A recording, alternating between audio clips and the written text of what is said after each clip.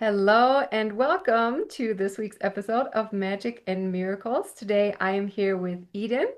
And Eden, why don't you tell us about your magic and miracles moment in your life? One of them. I know you have many, but talk to us about the major one for now.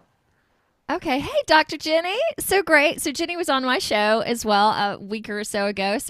It's so nice for us to connect again. All right. To start out with, this is one of the biggies. So I had a near death experience in 2016, and it was not your typical near death experience for two reasons. It wasn't one of those that also was like, oh my gosh, you need to change your whole life, the way you eat, the way you do, the way you live. Because at that point, I'd been doing, so I'm a psychological empath, medium, so energy worker, dimensional healer, so many things, Reiki master.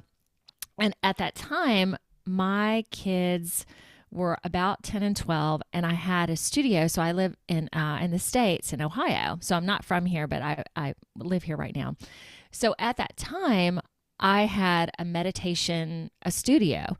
And in Akron, there were yoga studios, that sort of thing, but no meditation studio. So it was so, and I had just moved in. This is my second one. My first one, I was at this place that was run down, not so great. So my husband at the time called it like putting pig on a lipstick, putting lipstick on a pig. That I made it look nice, but it was still in this plaza called the Kruger Plaza. So like Freddy Krueger, the Nightmare movies, it was kind of like that. So I had literally 2 months into it, had just moved into this beautiful corporate office, and I had it amazingly for free for 7 months. So there was no overhead. There was a dental surgeon, in the complex. There was a lawyer. So I had gone from a bait shop from the Kruger Plaza to this beautiful corporate place. It was like 5 minutes from my house. Wonderful. I had people working with me, all of.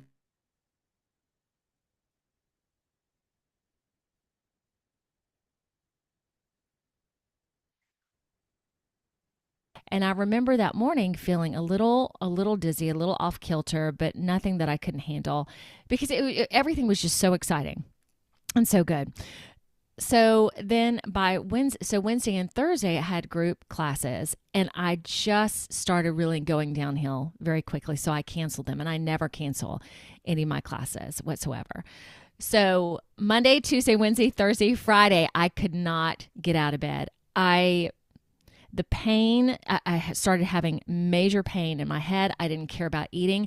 And it was to the point where I was so out of it that I would have succumbed to whatever it was. So my husband basically said, we need to go to a doc in a box. Went to a doc in a box. They basically gave me a migraine tonic, and they said, if you're not feeling better the next day, you need to go to the emergency room. And I remember when I got home, threw up, and it was just like, it was essentially, what the heck is going on? Like, I had gone from 100% to pretty much 5% within just a week span of time. So the next morning, my husband woke up, and I just knew I wasn't feeling good. So I'm like, okay, let's go to the emergency room. And very quickly, turns out there wasn't really anybody there. So I would say within an hour, they found 3 lesions in my head and one in my lung. So everything pointed to stage 4 lung cancer. So I, okay, was a very holistic eater, I had been doing this kind of type of work since I was in my late 20s.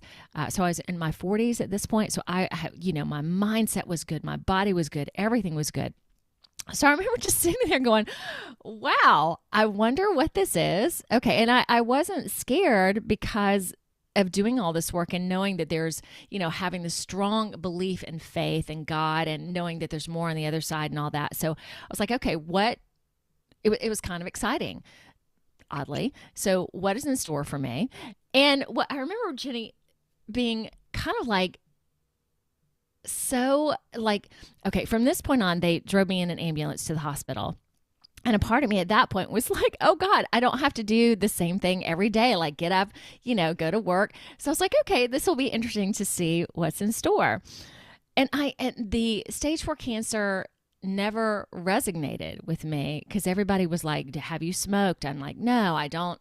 Okay. And then doing all the mindfulness stuff and the brain work, I'm like, okay, I have 3 lesions in my brain. The center of everything, the place where I work, the place that and obviously I do a lot from the heart too. But I thought that was really interesting. So it was probably, was it a week and a half in the hospital? They tried to do a biopsy of my lung to learn more to make sure it's stage 4 lung cancer. So it was a week and a half of just being, not knowing what was going to happen. I was supposed to be at a high school reunion. I'm from Georgia that weekend. So that was wild too, because I was expected to be there and I'm not very close with a lot of the people. It's been a long time. Yet, because I was supposed to be there and it's a very Christian area, I was put on prayer list after prayer list. So I had that time, that week and a half, just to incubate into the care that was coming my way. It was so powerful. And it's also powerful when you're at a moment where potentially it looks like you're going to lose your life and you have these 2 little kids and a family, that people really pull out the stops for you. So I got to be in that moment of just care and love coming my way. It was so, I have never felt that before. And there's so many spiritual things that happen through this, that one of the things was I had to be in that much of a dire circumstance to be able to feel all of that and be like profoundly affected, which is wonderful. So they came back. So they couldn't do the biopsy because the lesion was too close to my heart. So the doctors came in and basically said, okay, and I'm also not very Western medicine oriented. So suddenly I'm in Western medicine. It's an emergency. This is not my wheelhouse. That on top of it as well. So the doctors came back and said, hey, the only thing that we feel that we can do is give you a craniotomy, surgery in your brain. So one of the lesions is fairly close. We feel like we can take it out, look at it more clearly, and we can remove it.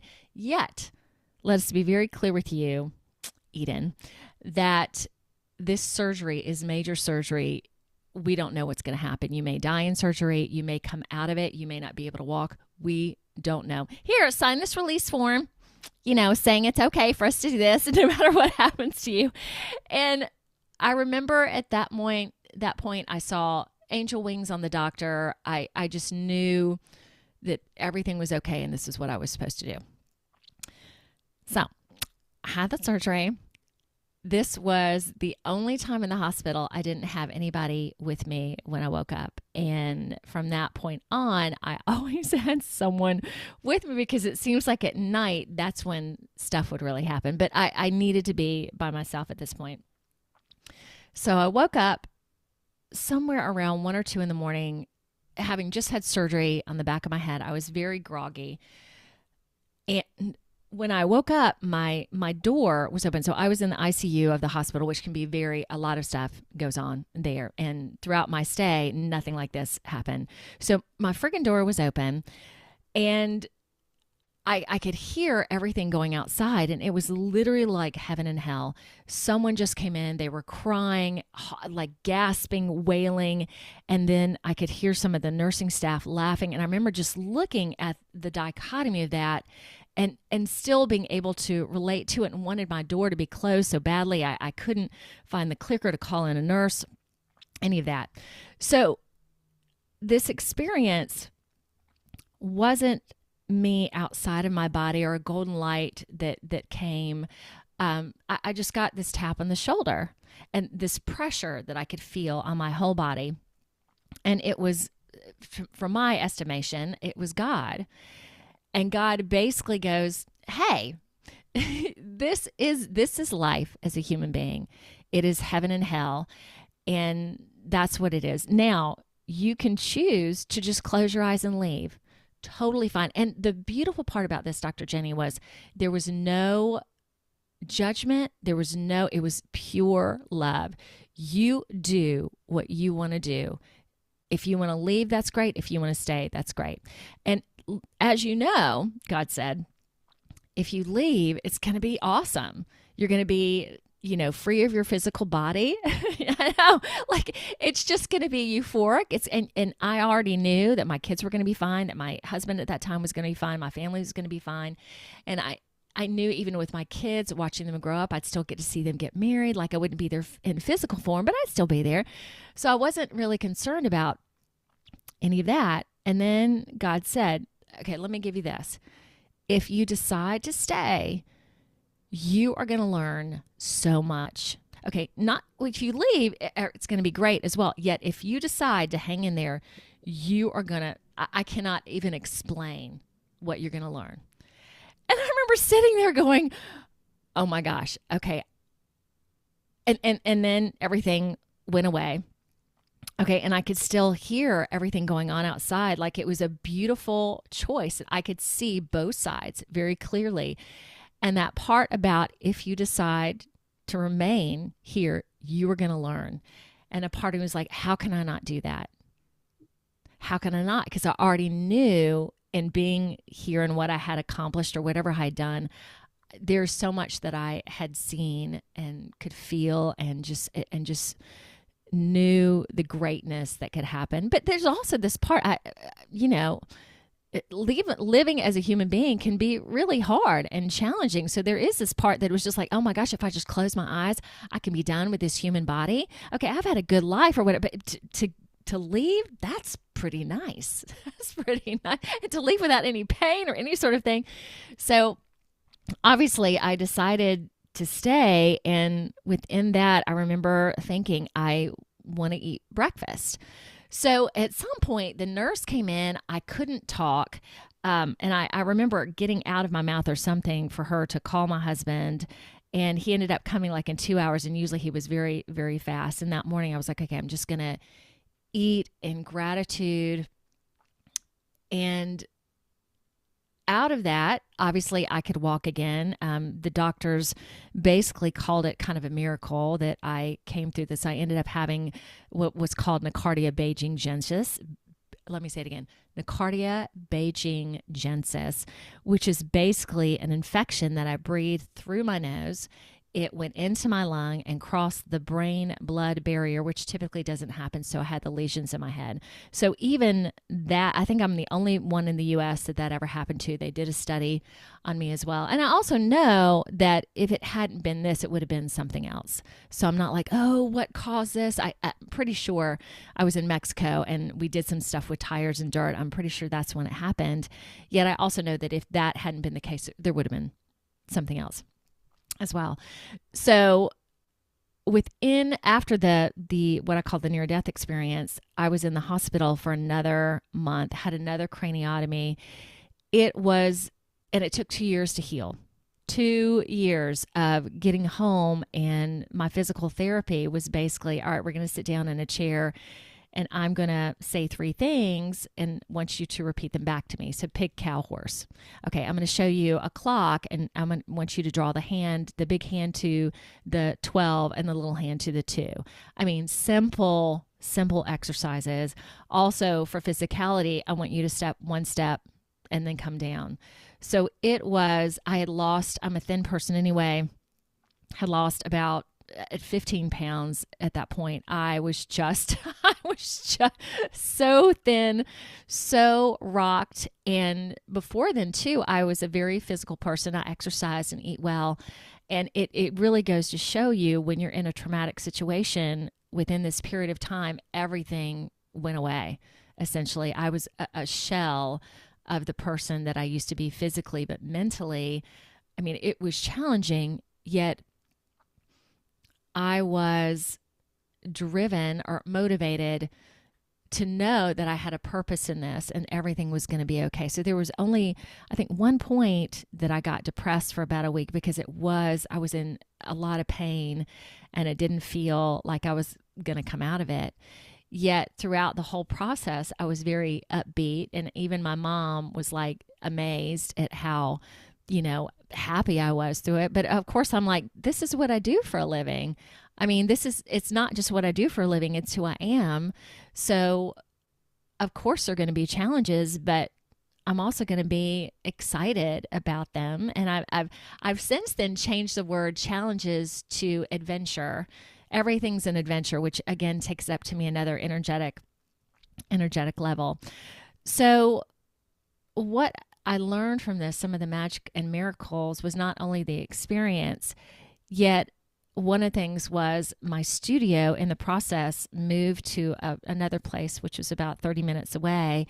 And through this surgery, not realizing it's going to be really hard to drive. Okay. And the only thing physically I don't have at this point. So on both eyes, I have like what I call little black holes. So it does make driving a little bit more difficult. Driving at night, especially in a big city, is really hard for me at this point. So I ended up having to let the studio go, and it was really hard because it was like letting a baby go, yet realizing that I was spending too much time on the marketing, setting up class schedules for everything. So I ended up bringing my work back to my home. And in doing that, it became very easy.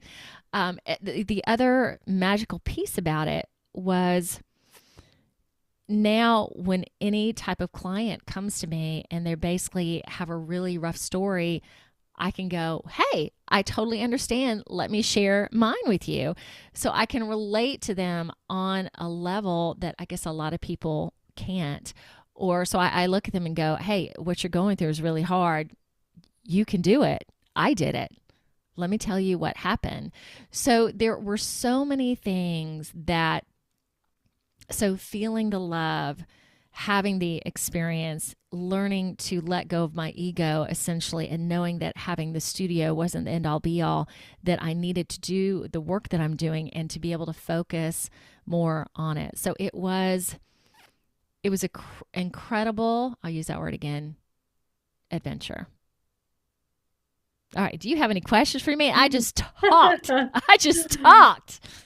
So yeah, there was one question. So did they ever found out what caused you to die in that moment and how long you were dead for? I didn't die. I mean, that's when you call it, I still call it a near death experience, even though it wasn't your classic that I Oh, had okay. died, that I was outside of my body. I was incredibly conscious, yet it was, I had a choice right then and there that I could die and go away or stay. So it's not your typical, but I don't know how else to describe it where it wouldn't convey that it was still the same thing, yet it was different. And I also know, like, if there had been this white light and I had saw, people that had passed and they're going, oh, come here, Eden, I would have been like, yeah, let me do that. Or I think if I had already been dead, I'd been like, oh, let's go. I'm already here. Let's do it. I think I had to be conscious and awake in that moment so I could be allowed to make the choice that way versus already being on the other side and then having a choice there. Because I think if I was already there, I'd be like, nah, I'm going to stay.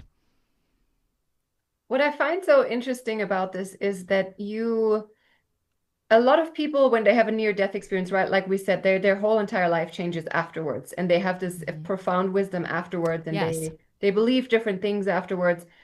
But with you, you were already in the work before, and then Yeah. you had this thing happen out of nowhere, literally. Nowhere. And I feel some of us are doing this work that we do to prevent any kind of trauma, any kind of big things happening to us or for us, however you want to see it, right? Yeah. So that this doesn't happen, so that we are healthy, so that our health doesn't go to shit. And all of a sudden, like, you eat right, you have done the things, you have worked on your trauma and all of that, and still shit happens. And that's what I think is like, wow, that is crazy. Yeah. And it needed to be. It needed to be also that I would, because I remember this one uh, kid, she was in middle school, and I remember her telling her mom, like, if it can happen to Eden, because she does everything quote unquote right, like, how do we also prevent any of that? And it was it was a beautiful, it was a beautiful experience. And being another thing, being encompassed in Western medicine, so I had at the end of it all the drugs. Okay, because I don't I don't drugs. I'm not on any medications now. I had an IV. I was pumped with drugs. I antibiotics. There was one time I was on these medications to prevent seizures. One medication, okay, this goes into the Ozempic and those sort of weight loss things that you shoot up right now. It made me not hungry. It was the most horrible thing because, and I've had several people also go, "Oh my God, that must have been great." No, when for me, food is life, and when you do not want to eat, when you do not want to add sustenance to your body, it was. So I asked, I'm like, we have to put me on something else. I can't handle, or I do not like this at all. So there were so many things within it, and coming through the fogginess of the medication. I mean, there were so many things physically that all of those drugs did to me as well. Like going, and not to be too much into it, but going to the bathroom, and when I first came out of feeling so badly, like crawling to get dressed and having this IV thing on my arm to take a shower. I mean, it was a lot to physically handle and to see, and then to see how resilient your body can be. And then Dr. Jeannie, also knowing that if I hadn't gone to the emergency room that Saturday, these things were growing so fast in my body. I think within the next couple of days I would have been dead. That's how quickly it was coming. Like, it wasn't, again, this gradual, oh, you got a couple months, or I mean, it had to hit hard essentially for me to do something. But wonderfully, I had such a good Western medicine experience outside of the medication, the doctors, the nurses, the amount of care that I received and saw, yet also being in such a clinical space. I had people come do Reiki and give me massages. I had my crystals there. So I worked on bridging the gap between the two of them.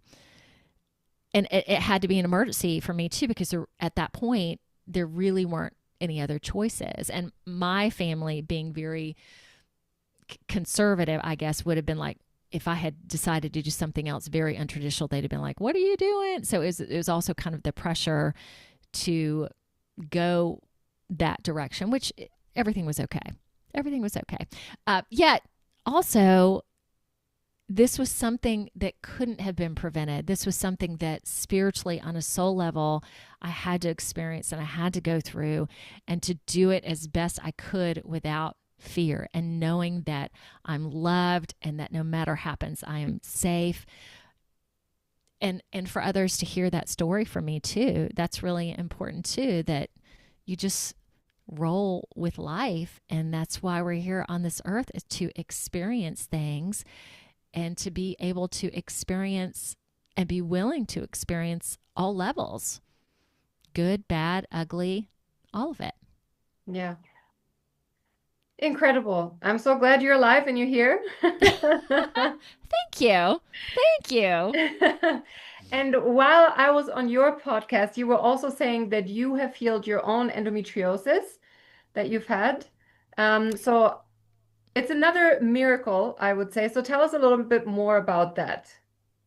Okay, and I don't know if I really healed it per se, but after I had my kids, it just got better.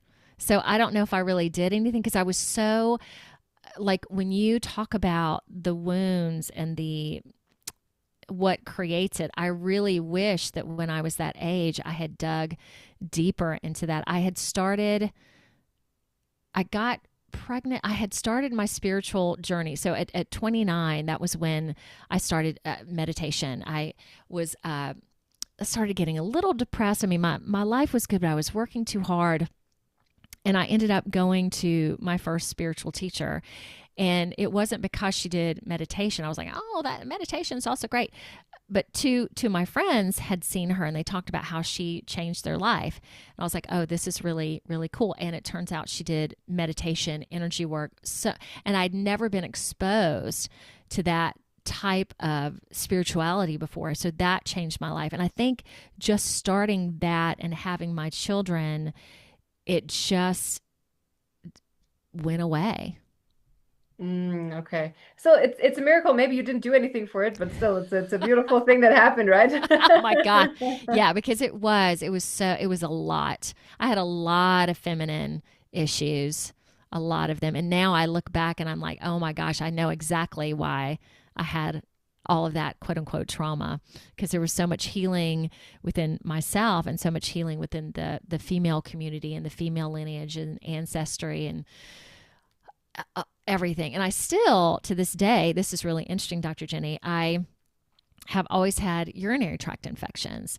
So I'm starting to get them again because I'm in another relationship, but there are a lot less. So I'm also like, okay, I need to really work on that. And that's one thing I would like to work on with you when you and I meet, because I know it still has to do with the feminine. And one person also told me that a lot of it is when I start to lose myself in a relationship, this will flare up and you can see that I need to make some sort of adjustment.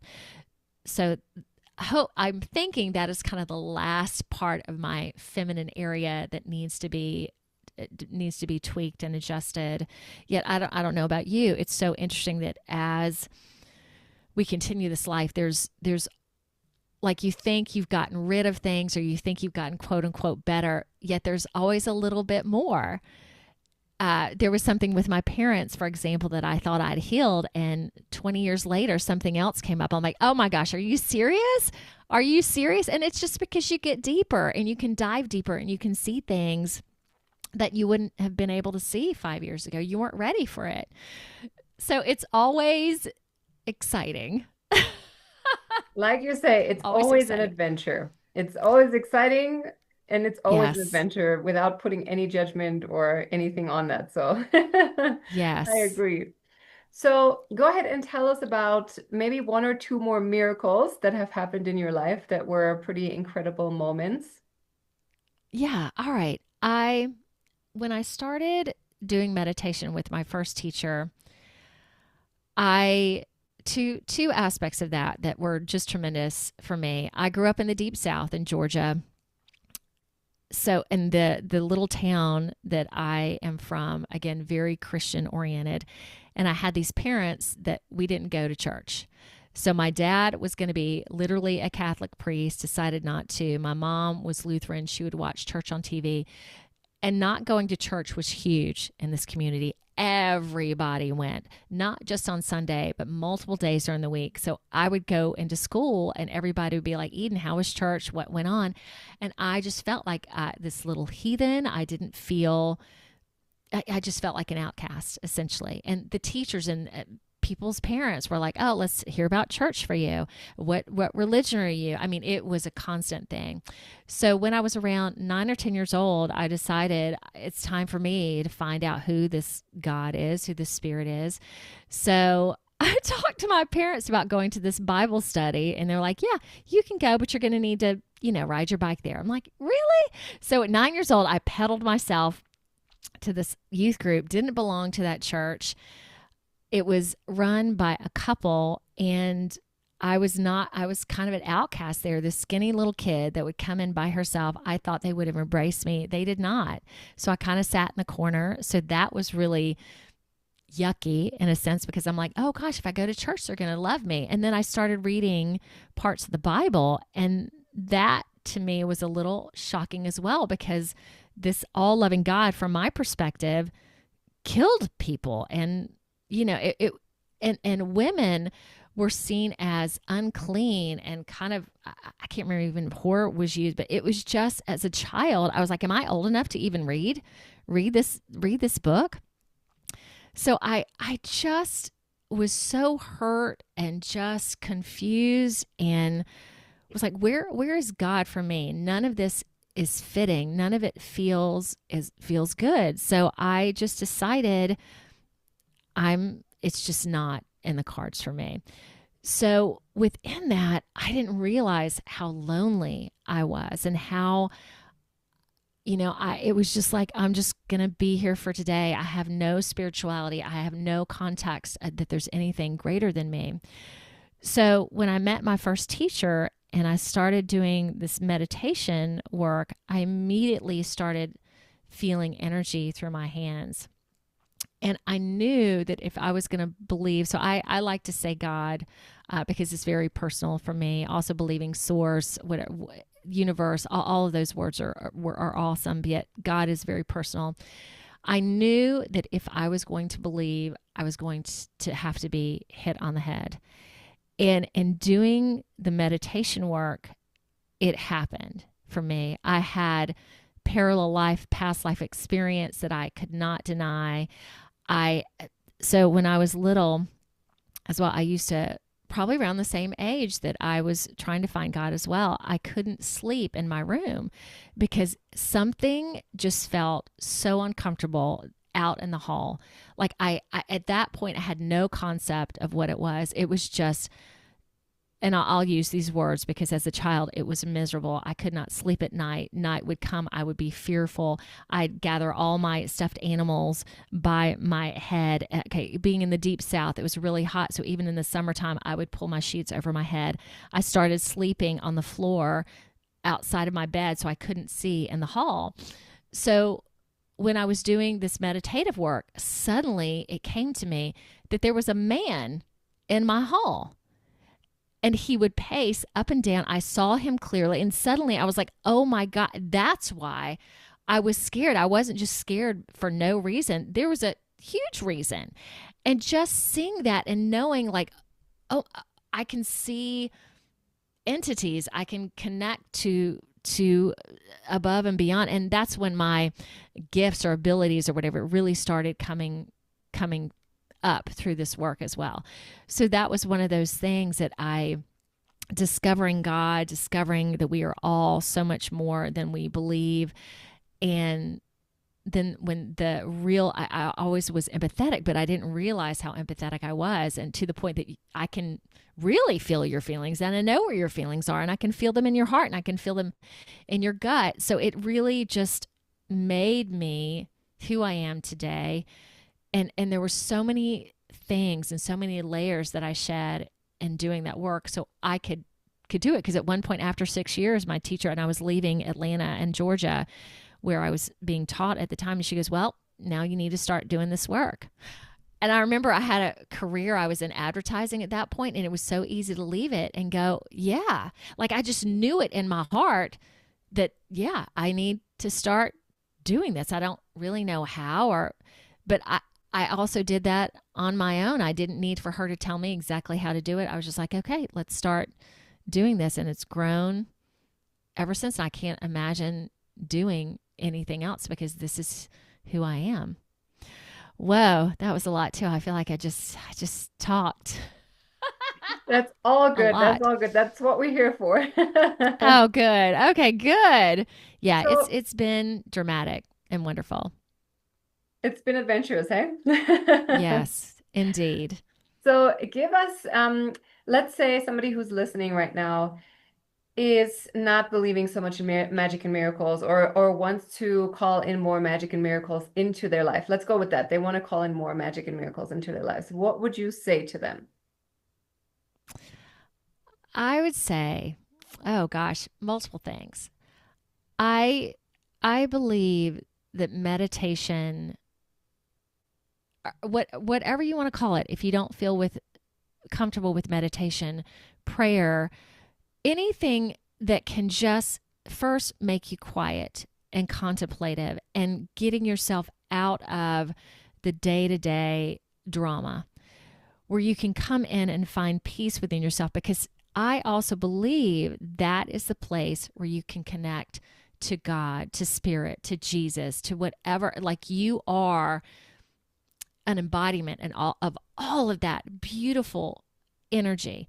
Okay, so I feel that that is really important to streamline your belief that there is more, because when you do that sort of work, you cannot help but go there. You cannot help but go there because it's right at your fingertips. And a lot of times we are just closed off by what is, this veil or this, you can't do this, but oh my, you can. Okay. And in meditation for me, that was when I really started connecting to my own abundance, to my own, and then realizing also that when I'm in those moments, I can really be at peace and create this life and the desires that I want to create in my life. That in doing that quiet moment, I also realized how powerful I am as a person in terms of just what is inward can also be outward. Everything within us is a mirror. So if I clear out, if I become calm, I become peaceful, my life becomes peaceful.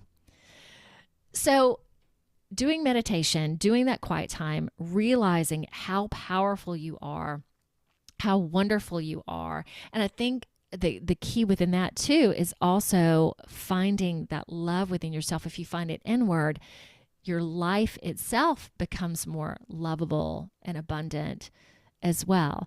So what I'm saying, I guess, does involve a little work, not just, oh, if you think this, then that will happen. It's such an inside job, Dr. Jenny. And that's that I think a lot of times when clients come to me too, that's what makes it so challenging, because a lot of people want these things without having to go through the work. And to me, the work, figuring yourself out, finding out who you are, why you're here on this earth, believing that you are connected to everybody, everything in your life will change. Your relationships, the things, the abundance that comes your way. If you believe in yourself, if you believe that there's more to this world, to this planet, that magical things can happen, they will. Yet it's not just believing, it's doing the work, it's taking action as well. It's not just being passive, it's being part of it. It's being part of the energy, it's being part of the train, it's being part of everything that's out there. You just have to, in a sense, grab it. Okay. And then you don't even have to grab it. It will start to come to you when you start being in that field and start being in that energy of love, because it is so pronounced that when you're in it, take a breath, you start to feel it all around you all the time. It's amazing. And still human, yet even your human life becomes easier and easier and easier. How is that? Yeah, absolutely. That was a beautiful tip. Thank you so much for sharing. Thank you. And so tell us, what is it that you do now? Because we've gotten little glimpses here and there throughout the episode, but tell us in your own words, what is it that you do? It is so hard to put into words. So I describe it as therapy on drugs.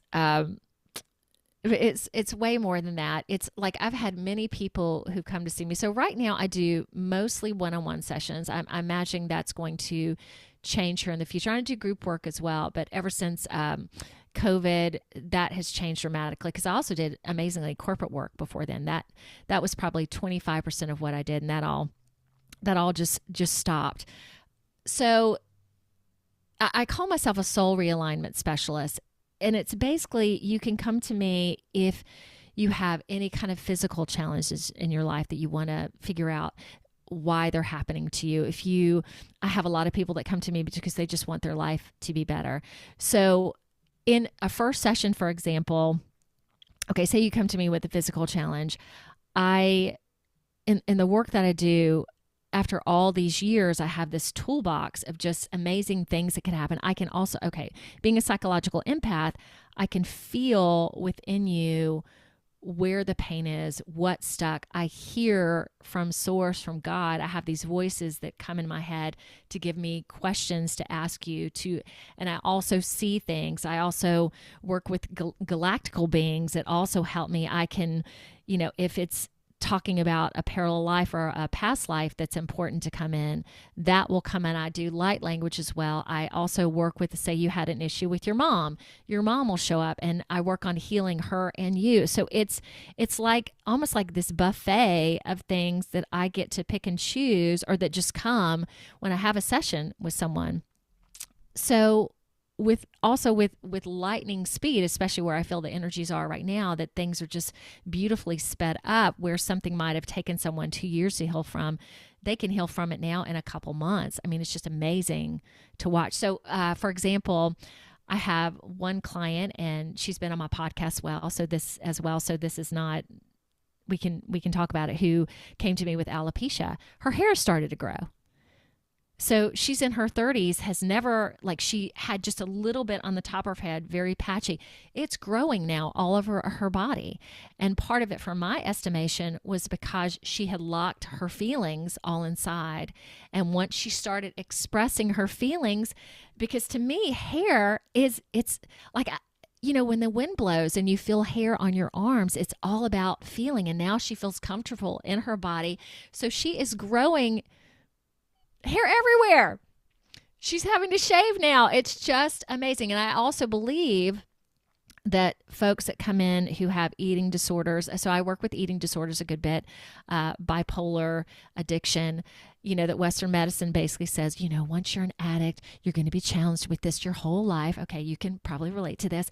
Once we find the root cause, which I know you also do, and that's part of my work, is to find spiritually why this is happening to you. And again, a lot of times it may not be in this life right now. There may be other causes for it.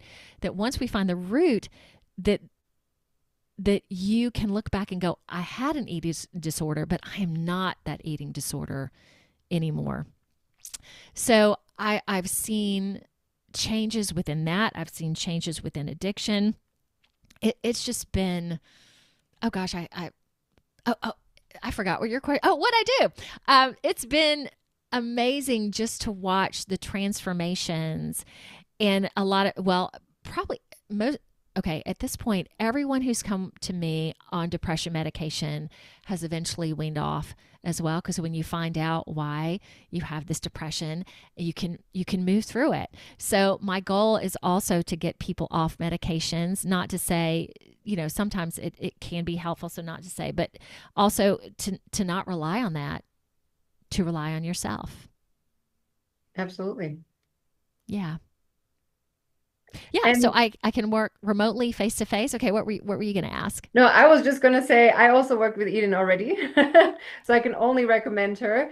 And I will see Oh, within the next 2 weeks what has happened. I'm very curious and super excited, but you will definitely find out. So I can thank just you. definitely recommend her. And so Eden, tell us, where can our audience find you? My website is Eden Just Be, so justjustb.com. That talks about me and how to contact me. So my email address is on there. I'm also okay with text at this point. So yeah, all you have to do is that, and it's very simple. I am open for new clients right now, especially considering this is 2026.